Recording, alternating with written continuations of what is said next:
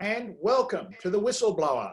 My name is Ian Trent, and joining me is today's outstanding panel of Waterpolo gurus. Australia's top referee, still in lockdown in Melbourne, is Danny Flav. Hi, Dan. Hi, Minnie. Nice to be here once again. And our numbers are going down slowly, so hopefully in a couple of weeks our restrictions might drop and we might be allowed out the house. Let's hope so. Let's hope so. Feverishly watching the Pies, who've kicked another goal up against Port Adelaide. Okay. Now, the former Australian Olympic representative and coach, men's coach, is joining us now from the nation's capital. Good evening, John Fox. Good evening, Ian, and yeah, nice to be back again. And another Monday night where the Pies are playing Flavies, so you'd rather be part of this than watching them play, wouldn't you? Absolutely, mate. Absolutely. Where else would I rather be? He might get an mark too. You know, we won't mention the Bombers. Now, Balmain's answer to Kerry Packer is James Falzon. He joins us now too. Hi, James. Hello, Minnie. How are you? Hello, fellow whistleblowers. Welcome once again. And sitting on Sydney's northern beaches is Scotty Schweikel. Hi, Scotty. G'day, Ian. G'day, boys. Great to be back on the show again. Now, let's have a look at what we've got today. A couple of snippets of news. The Australian Waterpolo have announced, or they've advertised, the National Performance Director's job. Now, tell me, is that Alex's job? As far as I understand it, it's a upgrade to Alex's job. So it's more involved, more work to do. So that's how I've heard it. Okay, so does Alex have to reapply, or does he's okay? Yes. Yep. Okay. All right. That clears it up. Well, that looks like a nice little get for somebody, and I mean, I like Alex, so I hope it's him. Okay. Now we might talk to our guest Simon Daley about this, but WACE. We've been talking about, I think a couple of weeks ago, we were talking about WACE, the water polo program over in Perth, was on its way out, but it might be on its way back in. Has anybody got any late information on that? No, I believe the last I heard once again, Minnie, is also that look, the talk was that it was done and dusted, but that wasn't true. Nothing's been signed. I believe all the clubs are having a meeting. Facebook's about 10-second delay. Early next week, and if they decide against it, then it doesn't go ahead. If they decide for it with Waste and Waterpolo Australia, then it goes ahead. That's what I've heard. So I don't think anything's been signed as yet. Okay. Yeah, I think it's a very moving landscape at the moment. The announcement last week, I think, took a lot of people by surprise, including some prominent figures in Waterpolo Australia. And when the question was asked, as Danny said, nothing has been signed off. So at the moment, it's a bit of a state of flux. Okay, Very interesting. It's a very interesting direction to take, considering having other National League clubs that don't receive funding or that consideration. So. A bit of a can of worms could be open there, Scotty. Think so. It's possible. Yeah, and I think that's one of the questions we've got for Simon later on. So we might park that for a little while. Some of the clubs can do it. I'm not sure if others can put up their own elite performance program. Okay, that's going to be very, very interesting. Talking about signing big deals, one of our panellists tonight, Scotty's signed a big deal with Des Moines. Tell us about it. Look, I've just been involved as an assistant with the men's senior program at Des Moines for this year, and I'm looking forward to it, to work with some quality players and a quality head coach in Florin. Scotty, they'd be pretty much odds-on favourite to win the next comp, wouldn't they? Like, they were pretty close to winning the last one. So now with you going in there, they should be the front runners for the comp, right? As you say, plain-faced. Well, you know, look, I'd like to say yes with my involvement would make a very, very big difference. Absolutely. And Now, look, I think given COVID-19, I think the top tier teams will be brought back a little bit, and I think everyone will be on a very even footing based around the availability of pool space and training times that they've had. All right. And Lachlan Edwards playing over in Europe, they're going to need a replacement for him. And I'm certain that you've got some gossip for us, surely. Nah, can't help you with that one. Right. Well, he leaves a big hole. He does. Very Not putting the baiters back on, Scotty? I'm sorry? Not pulling the baiters back on yourself, mate, maybe? Just They wouldn't fit, Danny. All right. The other bit of news that I had was the Sydney Uni technical director, Raf Parat. He's going back to France. So an overseas coach actually heading the other way. And we wish him all the best. All right. If you'd like to ask any of our panellists a question tonight, all you've got to do is do what I'm doing now. You just fiddle around with your mouse and you have a look at the Q&A box down at the bottom of your screen. Give it a press, and there it is. Write a question. We will endeavour to answer it as soon as we can, whether that's to our special guest Simon Daley or during our rules and interpretation segment coming up very shortly. So if you'd like to do that, Q&A box, give it a bit of a press there. Okay. I'm just doing all sorts of things with my screen, which I shouldn't be doing. And on your screen there, if you'd like to ask us a question there through our new Facebook page, how about that, Scotty? That's pretty good. Facebook at TWB Polo. Right, that's excellent. Brand new. The Whistleblower. Instagram. Hashtag who is TWB. And of course, if you'd like to email us at any stage, whistleblowerpolo@gmail.com.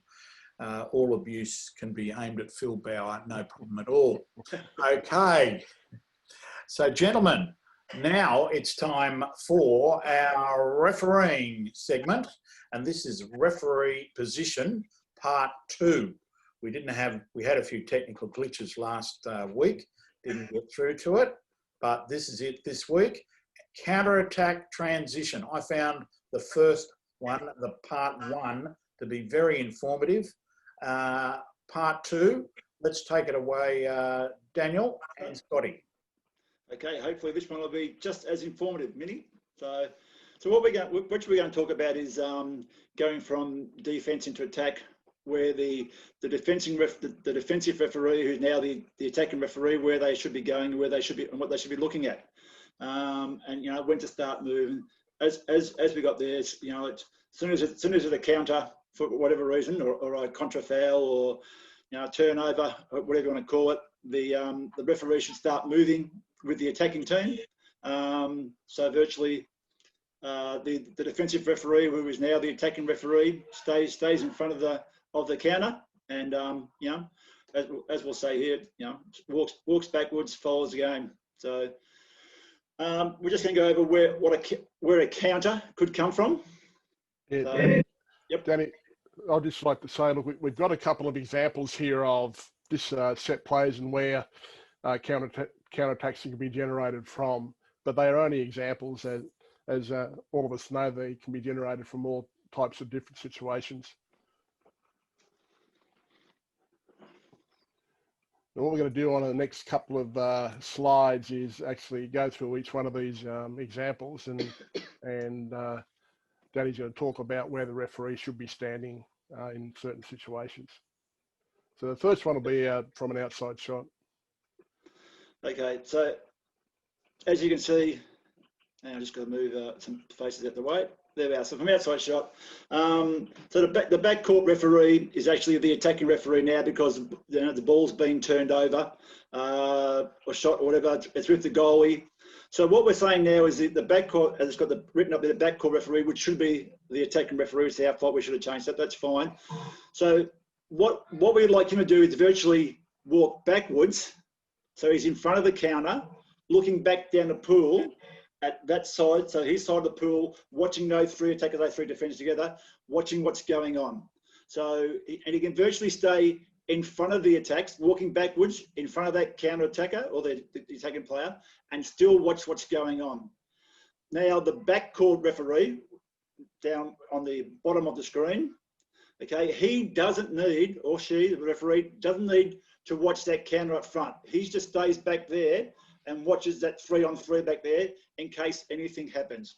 They're virtually looking for, if it's a counter like we're showing there, that's a fairly good break, unless there's something really drastic goes on behind play, that the referee doesn't need to call anything. If it's inconsequential to the break, which is up front, we just sort of let it go. Unless you've got a brutality or a punch or a kick, we just sort of let that go.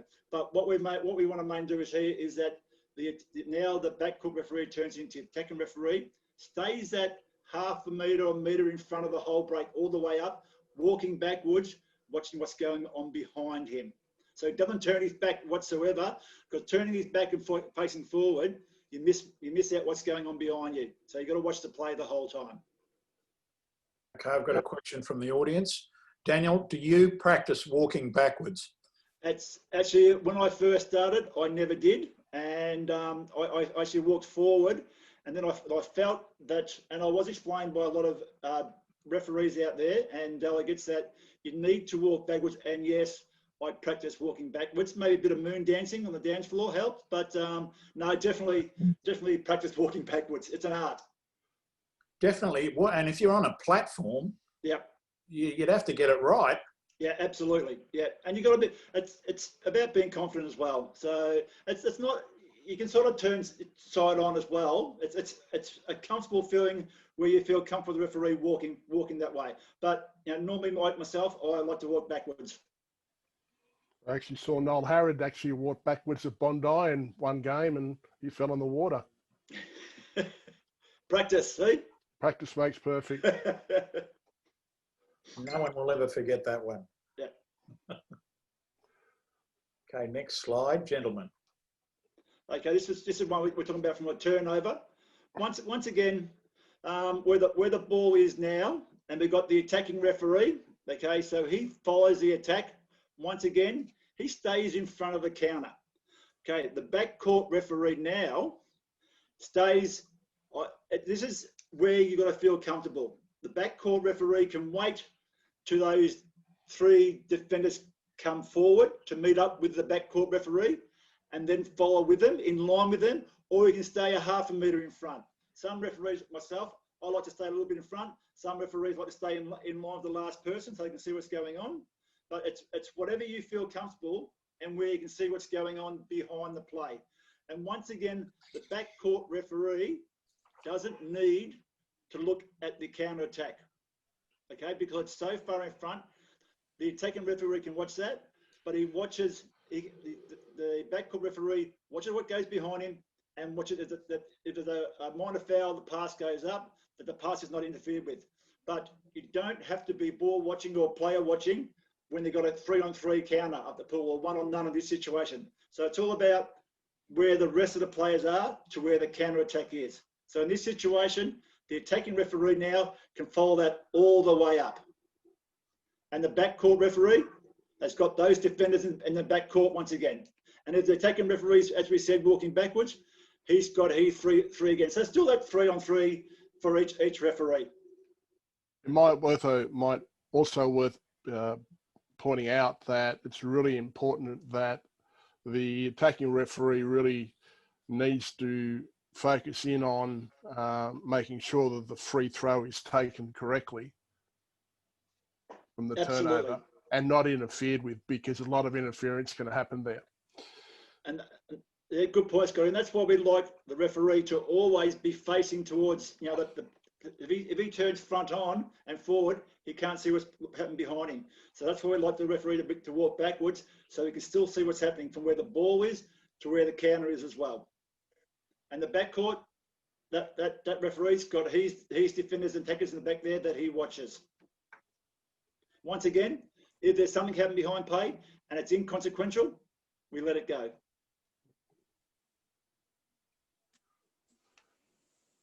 Good. Okay. Next slide.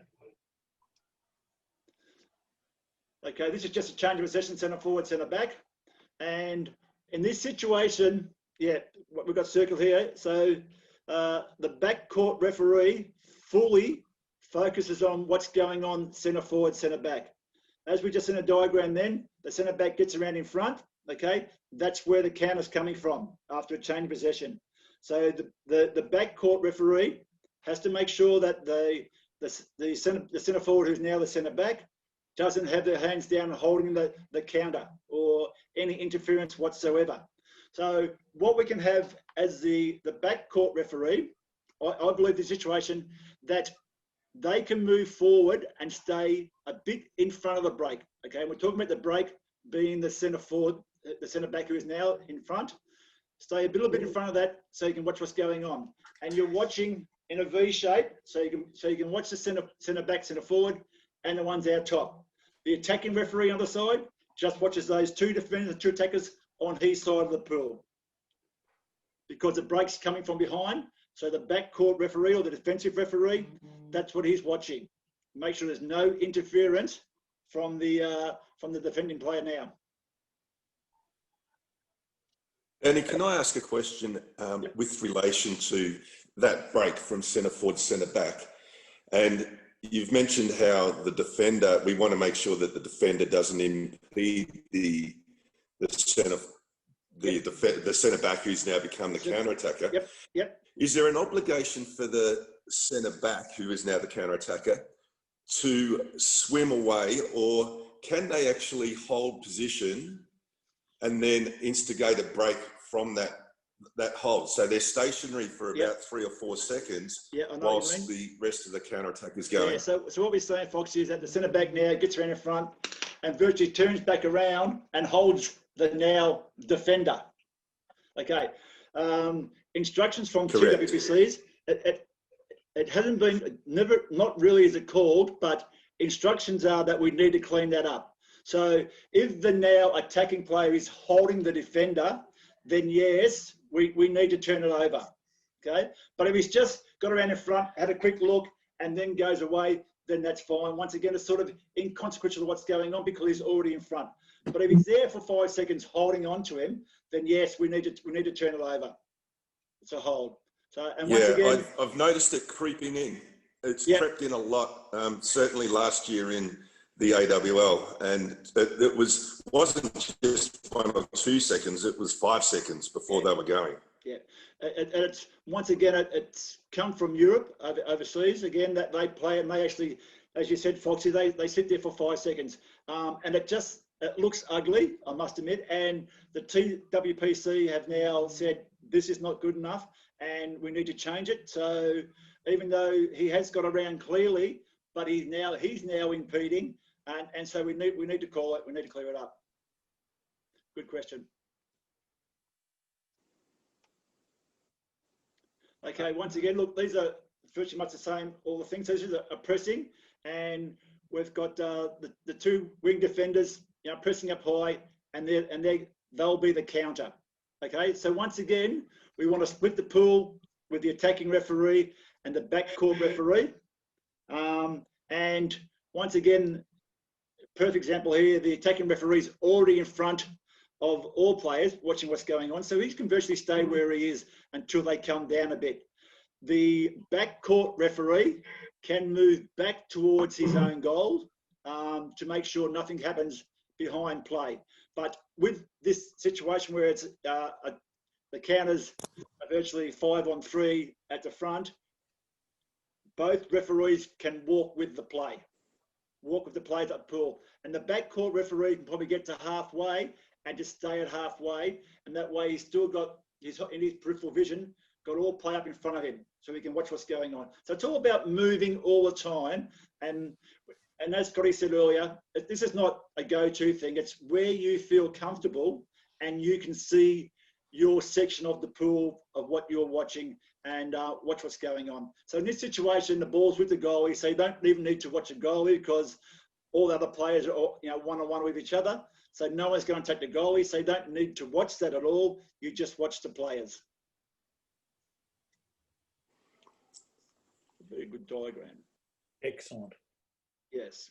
Next slide. Okay, front. This is okay, a front on defence, and we're going to have three counter plays, 3 counter attack, which is very unusual, but that happens. Fantastic. I don't know if many coaches would like that, to 3 of them swimming up the pool. Who knows what might happen? But in this situation, the backcourt referee needs to be in front of now the attacking players, because if he's in line and they're all counted at pool, you can't see what's going on from one side of the pool to the other. So you need to be in front just to make sure nothing happens. The attacking referee now, once again, just moves with those top 3 attackers, 3 defenders, and moves with that play. Once again, watching what's going on around as well. It's all about movement.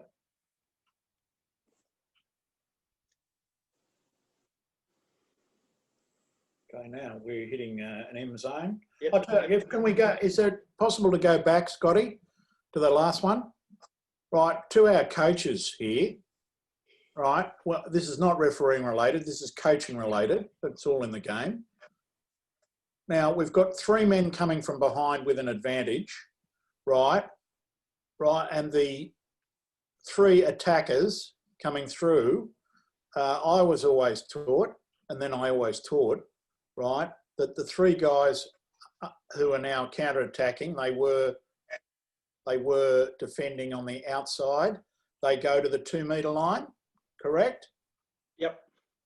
Right, they spread out, right, or sometimes there'd be 2 of them, 1 on each post, then spread out. And then the guys coming from behind with an advantage would sort of ring around, and you'd rarely get 3. You're right, Danny. Yeah.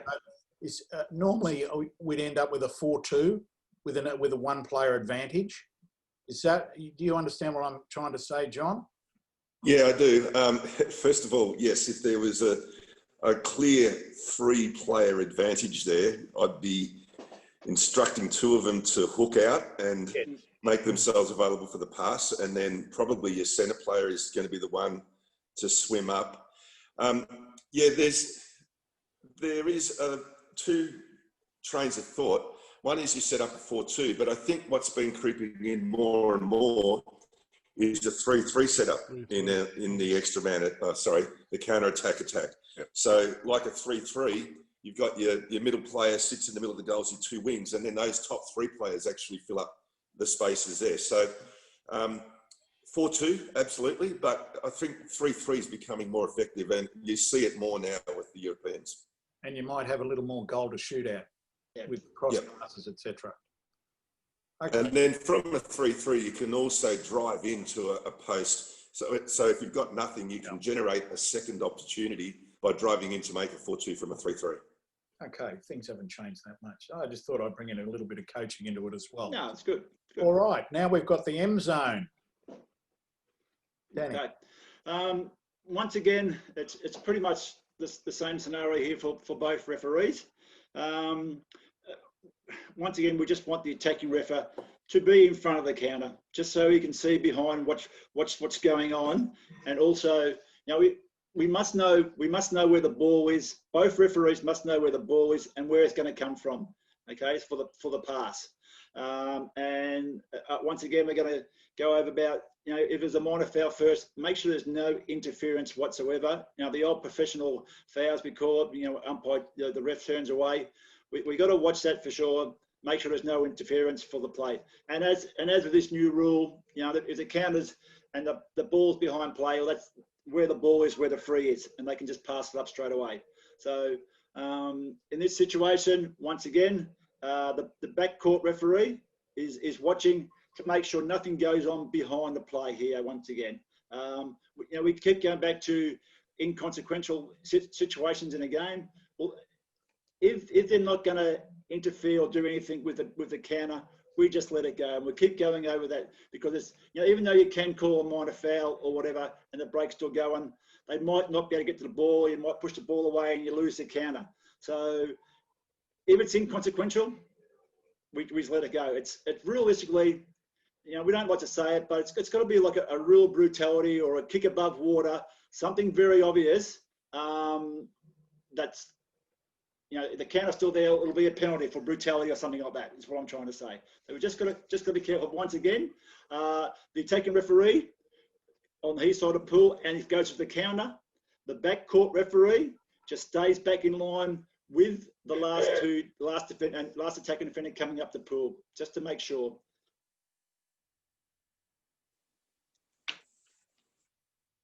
So now we'll just go through a couple of areas where you should be watching when you're refereeing. We'll go through these pretty quick, unless anyone has any questions on them. I think the majority of them are self-explanatory.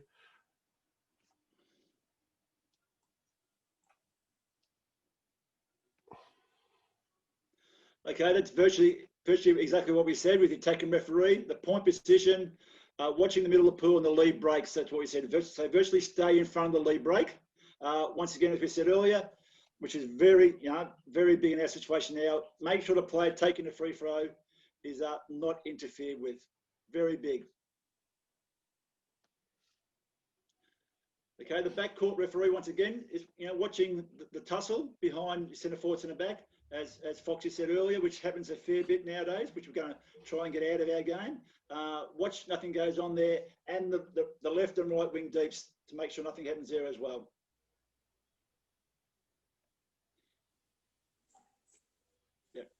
Self-explanatory, as I probably said earlier. So you've got to know where the ball is coming from. You've got to put yourself in the position of you being in the pool of the player. So know where the ball is coming from. Once again, knowing the defence is knowing where the counter might come from. Is a big understanding. Once again, it's an understanding of the game, knowing what's going on, and as a referee, know where you should be standing to see what's going on, to what defence they're playing. And once again, which is this one's a very big one of the last, in the last year or so. It's making sure you put the ball in play, because a lot of times there's a minor foul. Players are holding the ball, looking up the field, watching where the counter attack is going, but not playing the ball. In that situation, it's just like in any game. If they don't play the ball, it has to be a turnover straight away. No problems whatsoever. So, and as we know, you've got to pick the ball up, drop the ball in the water, throw the ball in front of you. We know you can't swim onto it and then keep swimming. That's not playing the ball. So in this situation, once again, just like a player being interfered when it sees free, if you don't play the free, then it's a turnover. Danny, I might just enforce that point where we've got the backcourt referee talking about right wing transition and that sort of thing.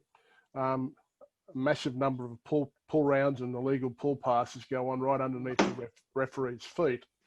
And a lot of time, inexperienced referees are just focusing on centre forward, centre back area, or they're ball watching up the front.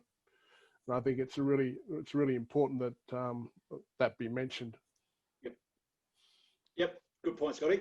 And I just got a quick question. In terms of young referees as they're kind of developing, how much should they be spending much time watching games and looking at different defensive tactics, so that, like you say there, you should be aware of those tactics and that impacts your positioning, but also how you referee? And I guess you've got however many years experience. For young referees, should they be watching games and getting a better understanding of the different types of defence that are played at different times? Yeah, absolutely, James. I think the more young referees come through, even lesser or inexperienced or lesser experienced referees need to watch more games to find out what teams, what defence they're playing, where the counters come from, where they should be looking. Also watching the referees about where they're standing, and think to yourself, okay, that referee's in a good spot, or that referee's in a bad spot where he might miss, as Scotty said earlier, a pull around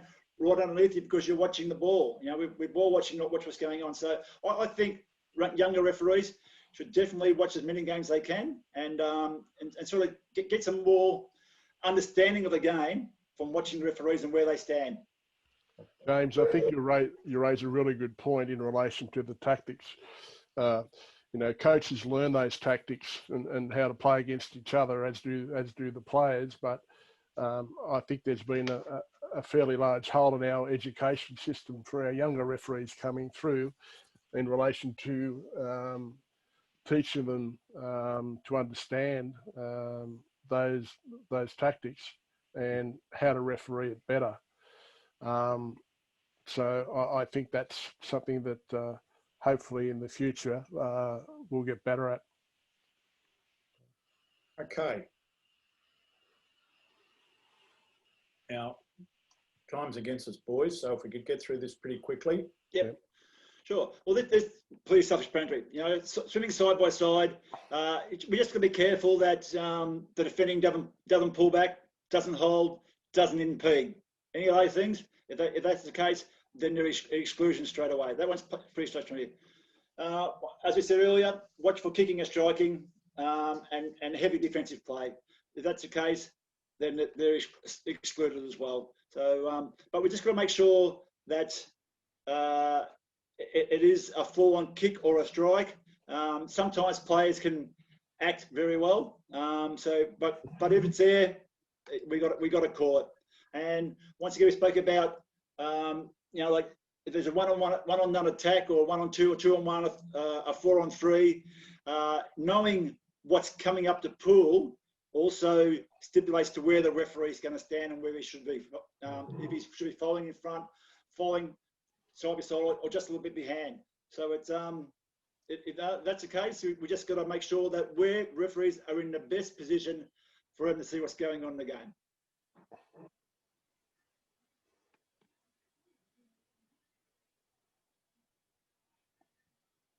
Okay, all of this is self-explanatory. Yeah, virtually what we spoke about for all the clips, mate. Yep. They're good. They're just good to know. Okay, this is self-explanatory too. The end. Who said we couldn't do half an hour on refereeing on television?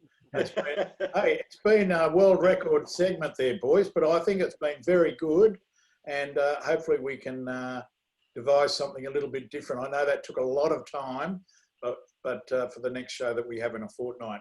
Thank you, Scotty, for that, and everybody involved with that film. Dan, it's half time in the AFL. I know you've got to go to see the Pies play the second half. Thank you very much for that, Danny Flav. Pleasure. Okay, time now for our special guest.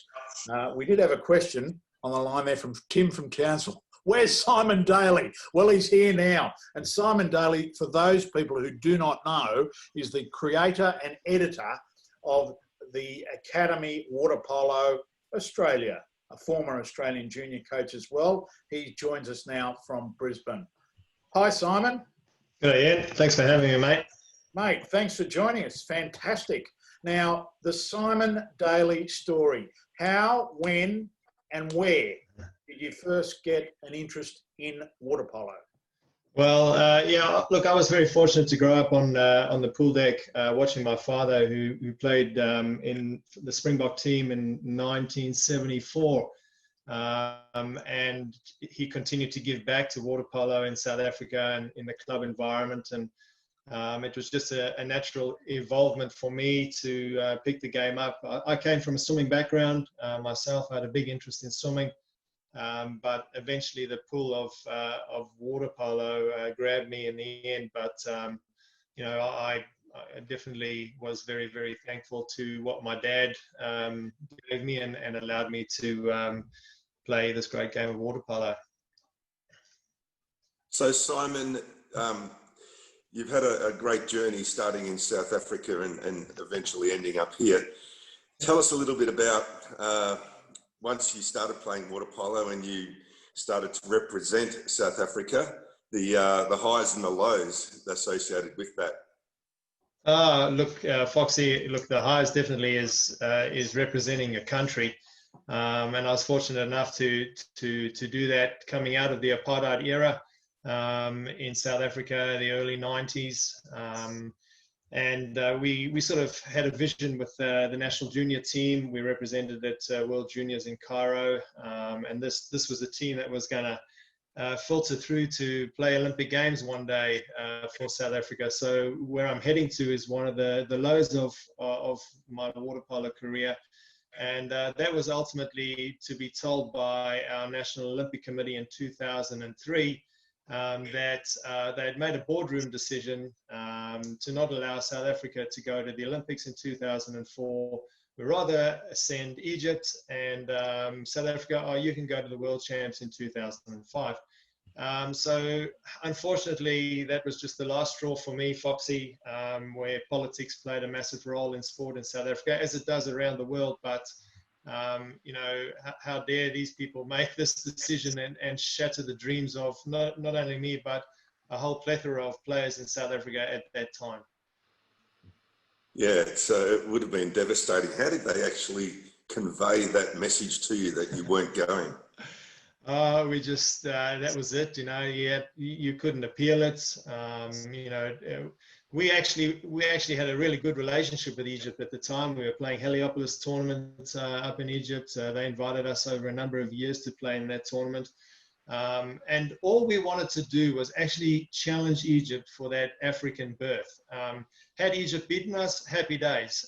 But don't make a boardroom decision and take the players right out of it, and not give them that opportunity to challenge for an Olympic berth, which was Africa at that time. So I suppose I'm still an advocate for a review in Olympic qualification tournaments and so forth, where, you know, deals have been done behind the scenes and suddenly teams are in the Olympics. I just can't fathom it sometimes. And unfortunately, it still leaves a sour taste in my mouth, especially coming from South Africa. Sure. Hey, but there is talk that South Africa going to the next Olympics, which, you know, would be fantastic. But I do hope that it does go ahead for our sakes, giving them that opportunity. But whether they, you know, Egypt have challenged them, I don't know. But I would really like to see them go, only if they are going to compete well and have prepared to the best of their abilities. Otherwise, you're taking away, you know, a berth of a phenomenal nation that could compete better than them. You know what I mean? It's a tough one, but yeah. So I mean that is going to happen, isn't it? If, you know, there will be a nation in Europe who is streets ahead of South Africa, whether you like it or not. So I mean, that's just the nature of the game, isn't it? There's going to be some weak nations in the Olympics and the World Championships. So be it. Well, Minnie, that was always going to be the case when they brought in the continental representation, which we've talked about after '96. So that's the way that most sports have their qualifications set out. I suppose it's been a little bit difficult this time too with the pandemic and the qualification tournaments, but they seem to be very restrictive on their qualification tournaments, you know. Particularly, you know, I would feel, as you say, Simon, I would feel a little robbed if I was one of these countries in Europe. Yeah. Well, the interesting scenario right now, or what's happened, was the qualification through Asia. And I know the pandemic hit and what have you, and a decision was made, and no Asian, you know, the Asian champions, Kazakhstan and China, eventually got that berth. But originally, Asian Games wasn't actually going to be the qualification tournament for Asia. So someone like China men's team, who pumped a lot of money in and had a phenomenal coach in Potovic, suddenly, you know, they were told they have to go to the qualification tournament in Europe. And, you know, Potovic went, hang on a second, there's no way I'm going to make it through that qualification tournament in Europe, unfortunately. So, yeah, I think there's got to be a big review in Olympic qualification and how nations get there. So for those who don't know, what's the standard of water polo like in South Africa now? I tell you what, in school water polo, it's massive. It is probably one of the biggest sports in South Africa. Even, I'd hate to say it, but taking over rugby. Some schools are almost pushing rugby aside, because of the injury side of things, and going, no, we'll focus on water polo and cricket. And so the school we went to some years ago in the Redham House in Constantia in Cape Town, they've got 2 water polo specific pools on their property, and they're heated. Like, how can you fathom that? This is one of the schools in Cape Town that's just absolutely focusing on water polo and using water polo as a business to attract clientele. So why is that? Why is water polo so big in the private school, in the schools over there, and why is it coming through? What's been the influence that's developed that? Well, traditionally, it's always been there. Waterpolo has been very, very strong. They hold some fantastic tournaments. One in particular is South African Schools, which has grown to be one of the biggest tournaments in the Southern Hemisphere, backed by heavy corporate companies. Their marketing it's an absolutely really well-run tournament, I have to say. And you know, not only are the English-speaking schools traditionally, which were the water polo playing schools, now the top rugby schools are using water polo as an off-season training for their rugby players. So, you know, now some of the top Afrikaans schools are starting to be competitive in water polo, and this is now across the board in South Africa. So not only the hubs of Johannesburg, or the traditional hubs of Johannesburg, Durban, and Cape Town, now you're looking at the top schools who are putting in fully paid water polo directors. So now they're starting to get, you know, professional water polo coaches attracted to these top private schools, which is fantastic. So it's a great evolving thing, but where do they go to from there? That's the problem, and the problem somewhere like in New Zealand as well, where a national league is non-existent. So that's a big question for them moving forward. So Simon, would Cape Town be the largest hub now? Because I know that Durban used to be okay, and I know that Transvaal was pretty huge from a lot of years back. I know that the majority of the better players came out of Transvaal and Johannesburg up that way. Yeah, look, mate, you'd be shot for calling it Transvaal now. That name went out when Mandela was released. So it's called Gauteng now. Forgive me. No, that's all right. Yeah, look, I know that Western Province, which is Cape Town State, they send about 230 to 250 kids to South African schools. So that's how big they are as a contingent of representation. And likewise in Durban, which is very much like Queensland, and Johannesburg is just huge. And then you've got the northern side of Gauteng, which is Pretoria as well, starting to produce some really top players. They traditionally have been a really top state as well in water polo, producing some excellent players. So Simon, it's interesting that you mentioned the strength of South African schools, and you mentioned New Zealand as well. And it's an opportunity missed, I think, for our Australian school teams, because I've never been fortunate enough to have gone there, but the experiences that those kids come back, and coaches come back, and the stories they tell about their times in South Africa, and exactly seeing what you have just described is quite amazing. Can we move on to how did you end up in Australia? Well, interesting one. World Champs 1998. I played against Spain, fortunate to play against Manuel Stiardi and Jesus Roland in goals, and Ivan Perez. I think I scored three goals in that game. But after the game, these two gentlemen arrived in the grandstand and asked if I wanted to come to Australia. And at that stage, I unfortunately was going to go and play in Croatia. But I'll never forget, it was Lance Johnson and Neil Gunther who wanted to know if I wanted to come to Australia. So a couple of years later, I was very fortunate to be accepted, and I'll be forever grateful to the Barracudas for allowing me to come over and play National League in Australia.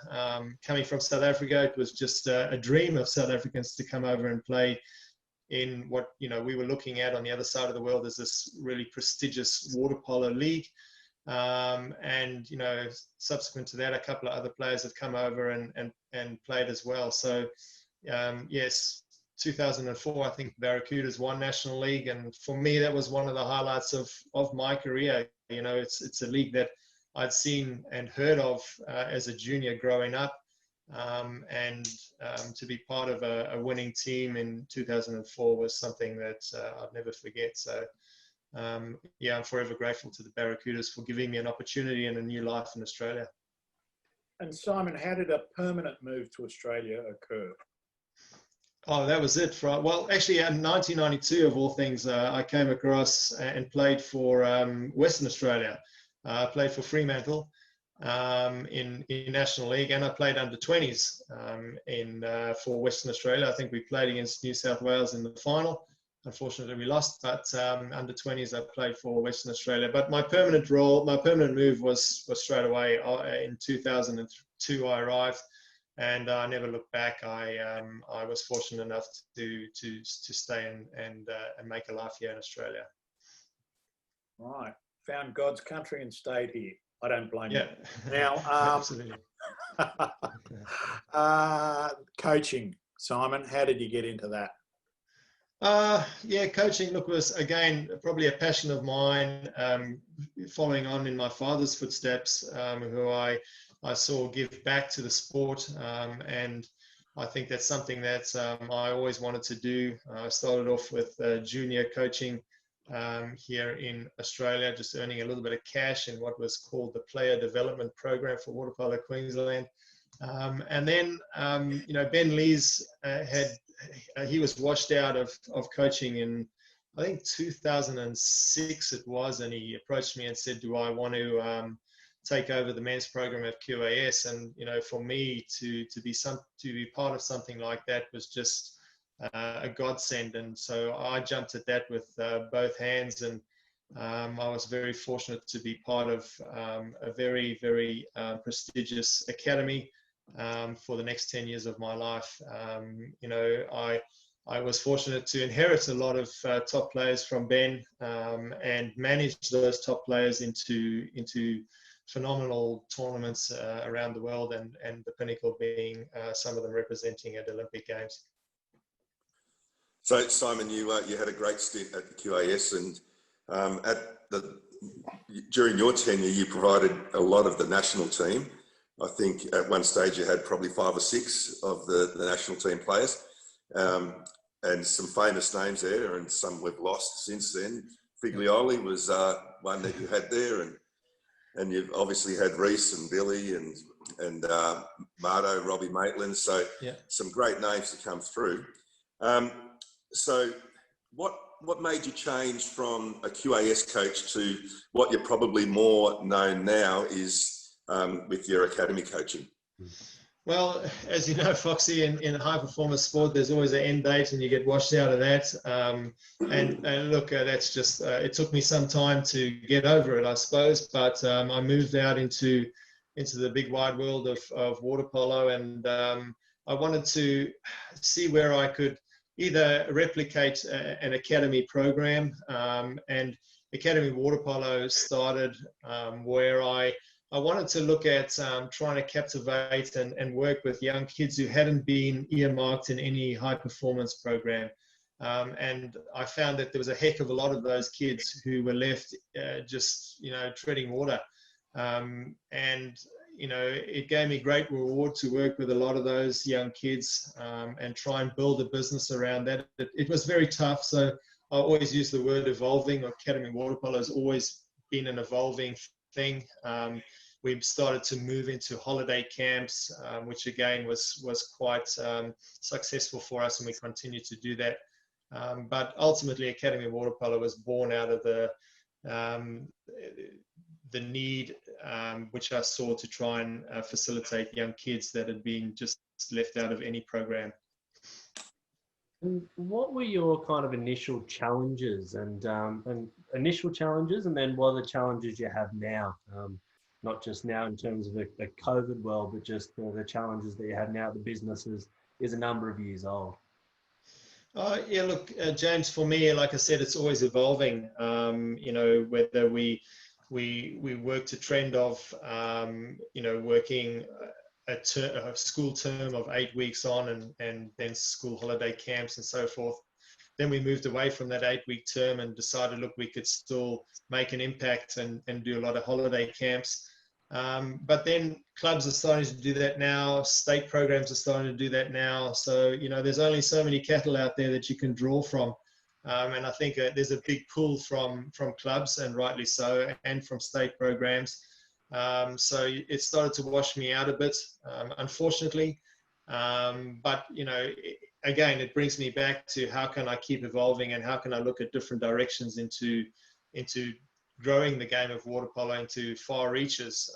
And water polo generally, for me, is in the main cities. We haven't even tapped the market in the rural areas to its fullest potential. And through Foxy's era, phenomenal players came through from the regional areas. And I just think for us in Australia, we don't do that well enough.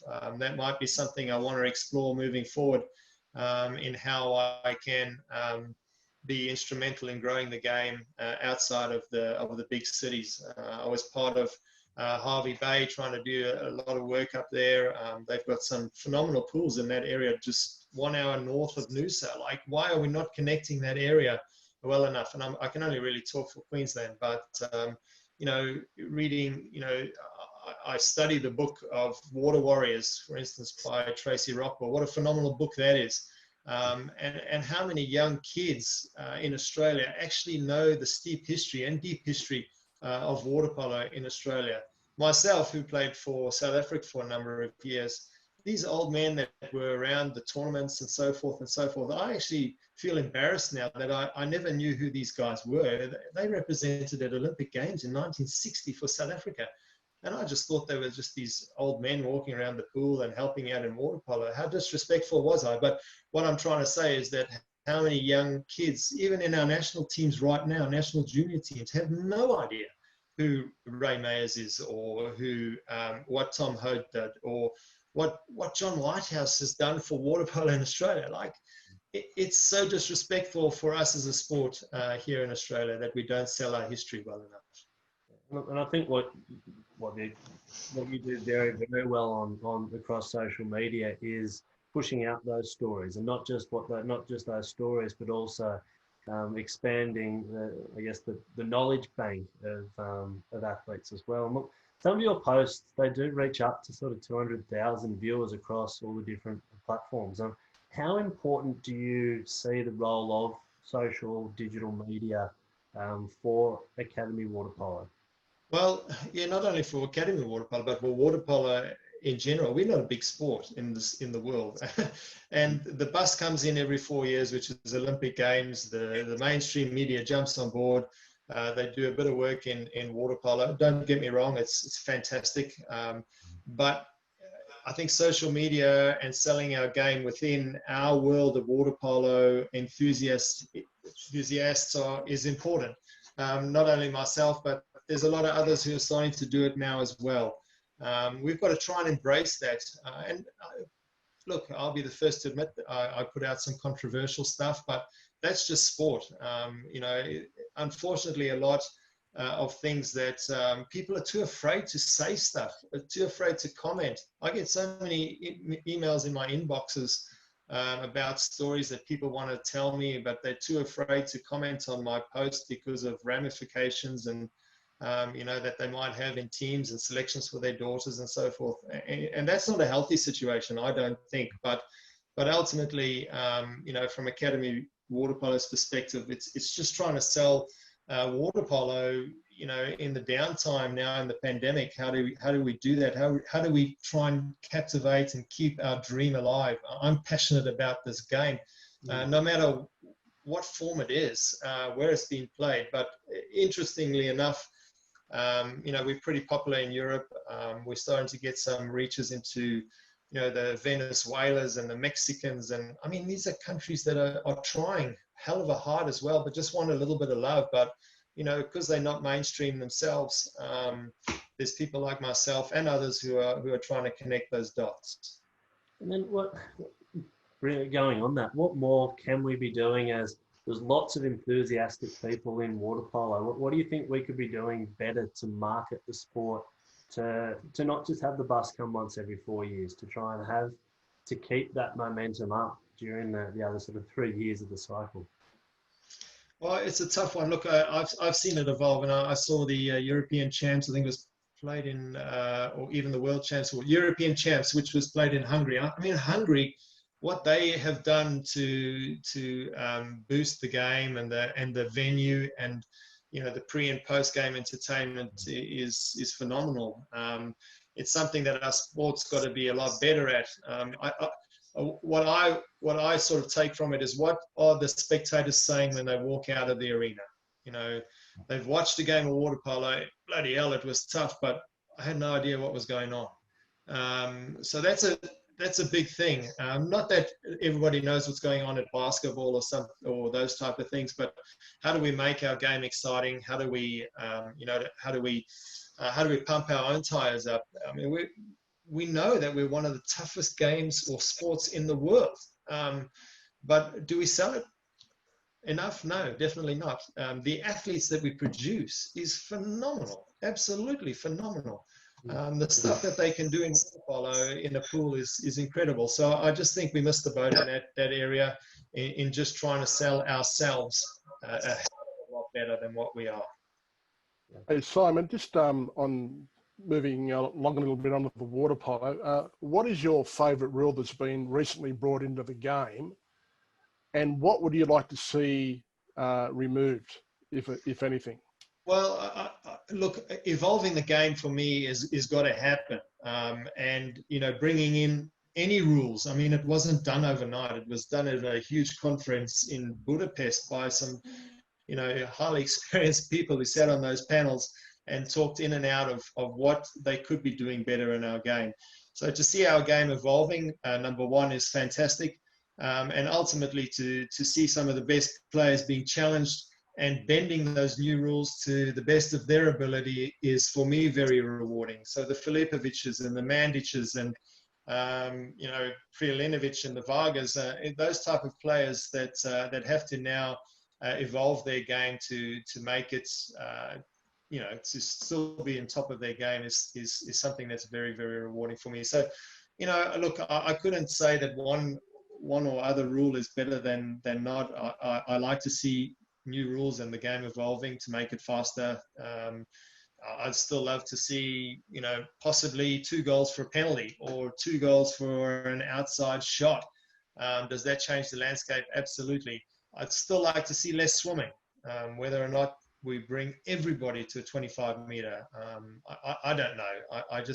I'm just looking at pools around the world. Do we have to change 30 meters to 25? All those type of things. Can we keep it at 25? Less swimming for the spectators, really. I mean, that's who we're trying to ultimately sell our game to. You'd still have the physicality side of it. You probably have more shooting, but definitely less swimming. That's just the curveball which I throw in there. Would you reduce the number of players? Sorry, Scotty. Just a quick one. Would you reduce the number of players if you went to 25 metres? Yeah, I think you could. Could you go 5-a-side? I don't know. I love the rotation of players. I don't think coaches use it well enough. They haven't quite figured out how to rotate that faster. One rule, Scotty, is the double exclusion, and seeing players getting double excluded. The unfortunate thing with the double exclusion is when they come back into the pool, one team gets an advantage straight away in the defense. The other player has to swim right from his corner all the way down to the next attack. Do you understand what I mean? Yep. Could you send those 2 double exclusions to the middle of the pool in front of the table, for instance, and they both sit in there and then they come in? I don't know, but that's just something for me as a double exclusion. And being a coach, you just go, why are 2 players being excluded? But anyway, look, I just love to see our game being evolved, and it wasn't something that was done overnight. It was a big thought process and how we can speed up our game and make it more friendly for the spectators. And just to quickly add to that, being an ex-centre forward, yeah, right, is there a rule there that you would like to see scrapped or added? No. From a specific positional point of view? No, it's just probably one of the toughest positions to play, but it's one of the toughest positions to accept a decision from the referee.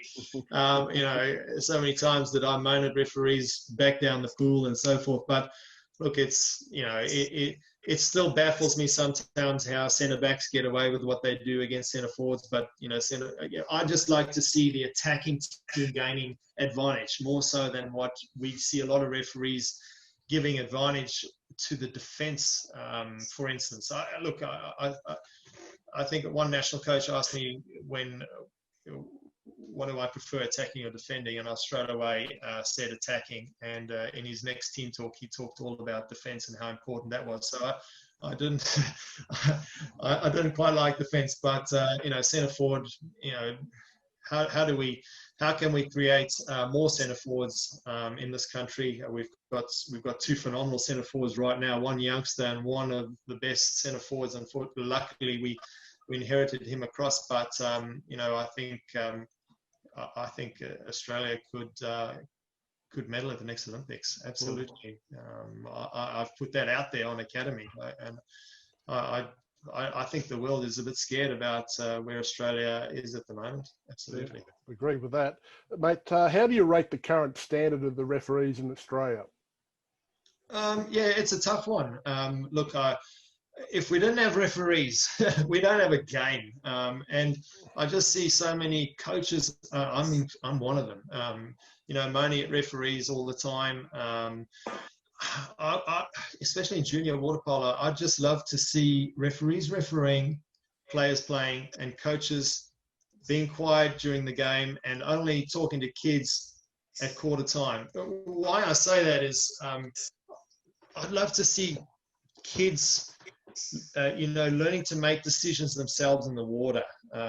You know, coaching should be done during the week, and then come game time, ultimately it's the players that make that decision. That's never going to happen, but you know, I think referees, if we don't have referees, we don't have a game. So I think a lot of coaches have got to try and respect the fact that, ask how many coaches actually referee. Not many of them, but it's a tough gig, refereeing. So I think we've got to ultimately try and get a lot of ex-players behind the whistle and refereeing, and you know, maybe it does come one day where a coach has got to take the whistle for the next game, and we start to evolve some of those things at tournaments. I don't know, but ultimately, for me, somebody like Danny Flav, who's the Iceman of referees in Australia, you know, I've seen him in some hairy situations around the world. And you know, being peppered by the crowd, being peppered by the Italian coaches, and you know, he's somebody who for me, I think has been phenomenal for Australia in refereeing circles. Simon, based on your experience, do you have any ideas on how you think we can improve the refereeing in Australia? Well, look at the show. Like, how good is the show? Like, now I've got to ask you, how many young referees watch the show? And how many young referees study refereeing? Going to a club environment or club situation, how many young referees are actually allocated as the club referee and go to training to train how to referee? So let's say Foxy's got a game against under 20s against under 18s, for instance, and the young referee that we know is our club referee is there. And the club referee is practicing how to referee. I know they referee on weekends, but between Monday and Saturday, very little are doing any, you know, practical stuff during the week. I could be wrong. There probably are some, and shoot me down if I'm wrong. But ultimately, I think that traditional club appointed referee doesn't get used enough in the club environment. I'd like to see some of the clubs having an appointed referee who's got to do time on pool deck at training, and coaches have got to accept that too and make them part of their training sessions, whether that's juniors or senior training sessions. That's how I think we would evolve and get better as referees. Yeah, it's absolutely no coincidence that we'll have a national training camp in Brisbane, for example, and you'll put the word out for referees to come along and referee training games. Great opportunity. And those young referees that put themselves out and make the time and effort to come along, you can see they're going to make it. They're the ones that, they mightn't be here for 4, 5, 6 years, but they're going to make it because they've got that passion. Yeah, you've got to have that ability to get involved and put yourself out there and volunteer. Yeah, look, I've seen some great young referees and they probably do their homework, but are a large majority doing it? I don't know. And it comes back to the club environment, how important that is for our growth of our sport in Australia, and having the officials, you know, and having the referees helping out at training sessions and honouring them. So, like, it's a tough task, but ultimately we've got to have a referee who has a plethora of young referees underneath him, banging on the door to want to be part of the club in a refereeing capacity. Okay. Simon, you're obviously into marketing and you did touch on it. To me, the first thing we need to do is to get the sport on either major network TV, or at least pay TV. And I know that the live streaming's okay, but the figures don't tell me that it's all that wonderful, right? To me, as soon as we get onto Foxtel, the better. Not everyone's got it, but they do it 3 times a week, and it costs a lot of money and whatever. That's my view. What's your view? What are the first things we need to do to market the game properly? I don't know. I don't know whether I'm with you on Foxtel. I think someone, look, it's going to be trial and error. Network TV, if we can. Yeah, it's going to cost money. Look, really, the reality is that all of the free-to-air network now have streaming services, right? Whether it's 7+, whether it's 10 Play, whether it's 9 Now, they all need content. Need it, right? All we need to do is put up the money to actually make it. We've got the game. All we need to do is pay for someone to produce it, get a sponsor on to actually pay for that production on it, and go to a 7, 9, and 10. Say, here's the product. It's wrapped up in a nice little bow. Can you play it on one of the streaming services? We'll get it on. But that's what the sport has to do. Yeah, it costs a little bit of cash. But Simon, what's your view? Oh, look, James, I'm with you. I think, again, we don't market. We don't get our collective heads together and go, how do we market this sport better in Australia? We've got one of the best climates in the world for water polo, and we play in summer, whereas in Europe they're playing in winter, for instance. But you know, we got phenomenal stories, phenomenal athletes. We're at the pinnacle of possibly one of our greatest Olympics coming around. You know, I think we've got one of the best voices of world water polo right here in Australia, in Westy. Like, you know, he's been at how many Olympic Games and so forth. Like, I think collectively how we can really get together and put a package together. It just can't be you know, standard stuff. People are just not going to jump on board. What are other successful sports done? What is netball doing right now? What did beach volleyball do to take the game to, you know, to the public, for instance? So look, I think it's definitely something that should be at the top of the list on how we sell the sport better.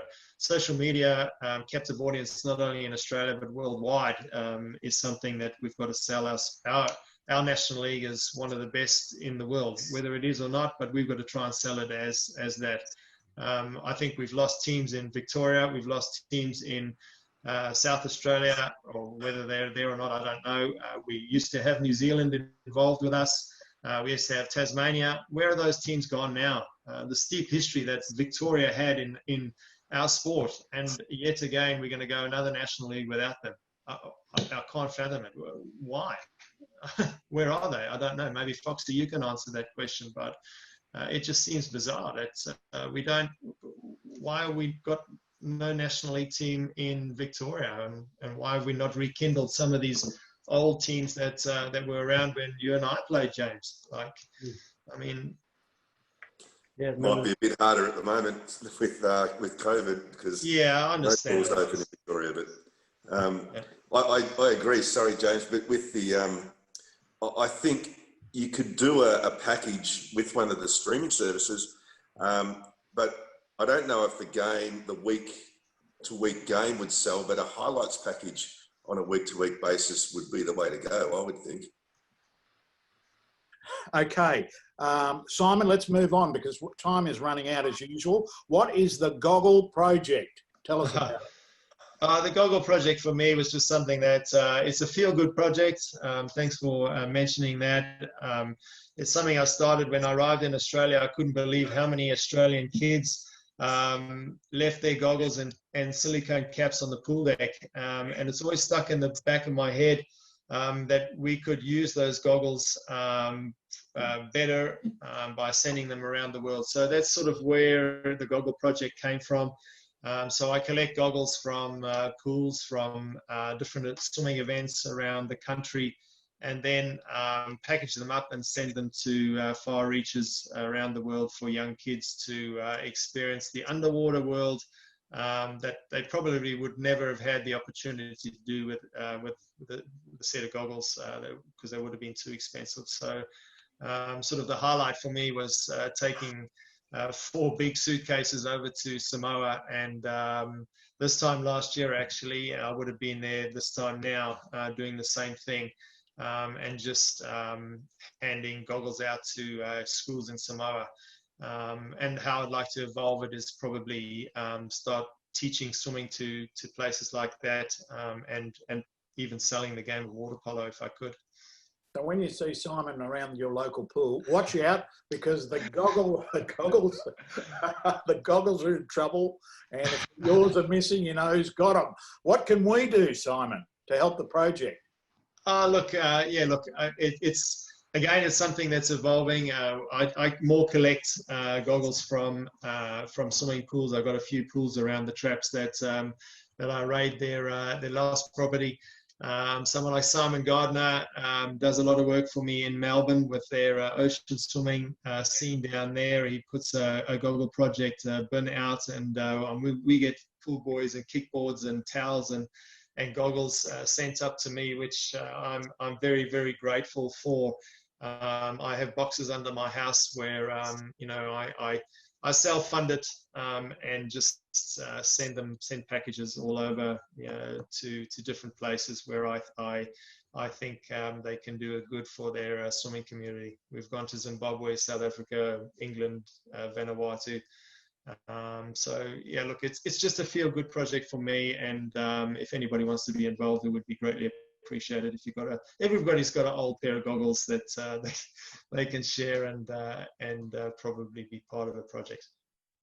Alrighty. Now, general questions here for the whole panel, right? We were talking, Simon, earlier on, I don't know if you heard about waste and what's happening to the water polo program there. What are the benefits of state institutes? Gentlemen, Foxy, why don't you kick it off? Well, there's been a lot of discussion, and one of the benefits, and we tend to look at it from a player's point of view and how it provides a daily training environment, but I also look at it from a coach's perspective. If we are not having state institutes, you're losing the opportunity to have 2 more professional coaches. So if we lose waste, we've lost a male coach and a female coach. They might pick up another job in water polo, but it's not going to be a full-time professional gig. That then has an impact on our national squads. So you've got Paul as assistant coach in the men's team. So is he able to fulfill that role? Probably not. So we're losing the opportunity to have professionals by taking away the program. Okay.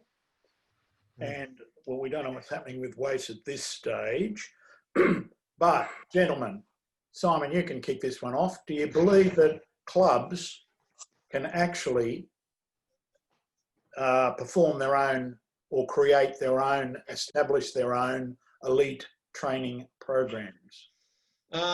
Yeah, look, I challenge a lot of clubs to, I want to know if many clubs have a business plan. Like, you know, how many clubs actually operate towards a plan that is cast in stone or you know, strategized, you know, years in advance? Like, so if they can say yes, then probably they could manage a high performance program. But ultimately, most clubs don't have that. Look, being part of the State Institute program, and I was always fortunate to be part of that in Queensland, and you get caught up in that world, and then for 10 years, I came out of it, then looked at it from a different perspective and saw how clubs actually got strangled by it, where a lot of players get attracted into it, and then once they're in it, then clubs can't have those players part of their training, or they just, so clubs generally do die.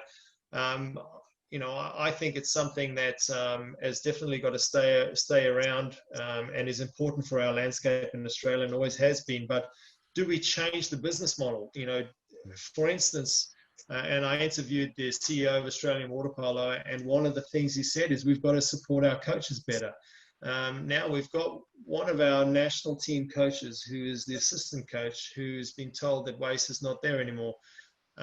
It's just crazy. A year out of Olympics, for instance, what are some of the players? I mean, he coaches some of the top players and manages some of the top players around the world.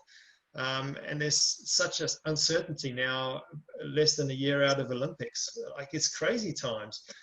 Could they have done it better? Absolutely. Could they have gone, okay, Paul, you manage the high performance program, but you work within the club environment. And I know they have two very dominant clubs over there. Look, I can't talk for them, but I think it could have been done a heck of a lot better and managed a lot better, knowing fair well that somebody said to me that they've got to support the coaches in Australia a lot better. I agree with your comments in relation to the business models. I mean, in Western Australia, you've got two major clubs that have got very big numbers and access to cheap pool space, and lots of it. But would they have cheap pool space if waste is not there anymore? No. Yeah, yes, I would. I don't know. I think there was a legacy by Tom Ho that pool had to be a certain low cost for everybody to use. But I think if there's no waste, there's a couple of $100,000 that's non-existent, or I don't know. How can it be divvied out into clubs? It's bizarre. I can't fathom it. Trying to put the pieces of the puzzle together, and somebody had to make that decision. Whether it was the board of Waterpolo Australia in connection with Waterpolo Western Australia, I don't know. But it just sounds a bit crazy. Sorry, Karen. What I was alluding to was moving on from that and then looking at Queensland with Brisbane having one club, but then in New South Wales you'll have five clubs that don't have access to appropriate pool space. And if they do have it, it's very, very expensive pool space. So the models will be completely different. So here we'll have an issue in relation to the business model. So my point was moving towards the New South Wales clubs and the number of clubs in New South Wales. Not saying that's a bad thing, right? And with WA, of course, you've got UWA with their agreement with UWA Pool. You got Fremantle have their own pool. So it's really, really interesting whether or not that would work. Having worked in that system over there in one of those clubs, I think that there is room for both. I think that losing waste is going to be a very interesting situation, and it's an interesting vision. Yeah, I don't know. What is the vision? What is the high performance vision in Australia? At one stage, I heard they were going to narrow National League down to only 6 teams. Yeah. I'm a firm believer in the more clubs that get opportunity to play in a high performance environment. I mean, you look at the chronicle of Australian Waterpolo and you go back into the history and how, I mean, Danny, you and Foxy would have played in those national club championships, and how big they were. They were sold out. Like, and for Scotty, you had Sydney Northern Beaches girls, like you got them to under 18 national champions, and then they disappeared. Where did they go? Like, why are we not encouraging more clubs to participate in a national league? It just sounds odd for me. I think high performance centres are important. There's a lot of knowledge out there, some really top coaches. We've got to support them and encourage them to stay in the system. We just lose coaches and throw them away. We can't afford to do that in Australia. We really can't. Okay, gentlemen, time is a wasting. Any more questions to wind up? So I've got a question for you. Is it just for everyone out there in the waterpolo world? Is it true that when South Africa played in World Champs or go to Olympics, that they have to fund themselves. So each player pays their own way. Each coach, team manager pays their own way. Is that correct? Yeah, finally you say that, Danny. It was probably one of the last straws. We had won Curry Cup one year, which is a prestigious trophy in Australia, and they named the national team. And this was pre-World Champs 2005, and we were sitting around having a quiet milkshake. And one of the players said to me, "Simon, how much do you think you've spent in the last 7 years of being in the national team?" I said, "Jesus, Brendan, I don't really know." And he said, "Well, I'll tell you, it's well over 150,000 Rand. And I'm like, "Holy shit, that's a deposit on a house." So, you know, that was probably another decision for me to go, this would be my last World Champs in 2005. But yeah, every player in South Africa funds their own way. There's no institute program, which again, coming from South Africa to Australia and seeing that a lot of players don't respect what they actually have here in Australia, a lot more than what they should do. We have you know, I thank my lucky stars to have that opportunity to coach there, and you know, at the early stages, coaching or managing Daniel Marsden, who was part of the squad and played in Melbourne 2007. But you know, ultimately, I think a lot of Australian players don't respect that fact that we've got this institute program. Definitely can be done a lot better, and I hope it does stay around. Okay, gentlemen, anything else? Daniel's now joined us again, so the Pies must be losing. I was here the whole time. I just was off video. But they are losing. Anybody else? Simon, we really appreciate your time. If we can ever help out in any of your endeavours, please let us know. And your insights on Waterpolo have been outstanding. And thanks very much for joining us. No, thank you. Thanks for having me. And again, thanks for putting the show on. I think it's an evolving thing, and ultimately, you know, we got to keep selling. Everybody on this panel is passionate, from World Championship coach in 1986 to, you know, Olympic Games players and you know, representative referees. It's something that collectively is a good thing moving forward. So thank you very much for having me on. Thank you for those kind words too. Danny, John, James, once again, Simon, Scotty, Noel, thank you, boys. Appreciate your trouble tonight. And we're going to be back on October 5. Our chief may well be back with us, I think. Have we missed him tonight? That's been good. Who's missing? I don't know. Who? Didn't even know. Anyhow, we're back on October the 5th. And I can't tell you who Phil is hovering around somewhere in the background trying to click up some messages, but I don't know who our next guest is. But I can assure you it'll be somebody good. So until then, October the 5th. If I may interrupt, what is your favourite pool, Simon? My favourite pool? It's got to be Musgrave, mate. No, my favourite pool's definitely got to be Bicton. I think there's a phenomenal story there. How they built that pool with their own bare hands, and you know, reclaimed it into the Swan River. What a phenomenal story that is. I think it should be replicated a lot better than what it is around the country. So it's got to be Bicton. At least, well, Phil's not around. At least it's not Dawning. Anyhow, you see that little. Hang on, Dawning. I've never finished a game with Dawning. I think the last fight I had there was with you, James Felsen. I got a red card and I'm out. So I've never been too good at Dawning. Hey, did it hurt, James? Mate, I was swimming the other direction. I'm not getting held by him. Did you? So Simon, did you get your Delphina mask, mate? By the way. Oh no, I haven't got my Delphina mask. What? It's, I don't know where it is. We'll get the bottom to that, mate. Well, I tell you what, that Phil, he's an Indian giver. You will get a beautiful Delphina mask. Thank you, Tyler. And if anybody needs a mask, I know we were talking about it today, just look up on the website Delphina. You get good cozies there, but you get good masks as well. Gentlemen, thanks once again, and we'll see you next time, October the 5th, with the whistleblower. See you then.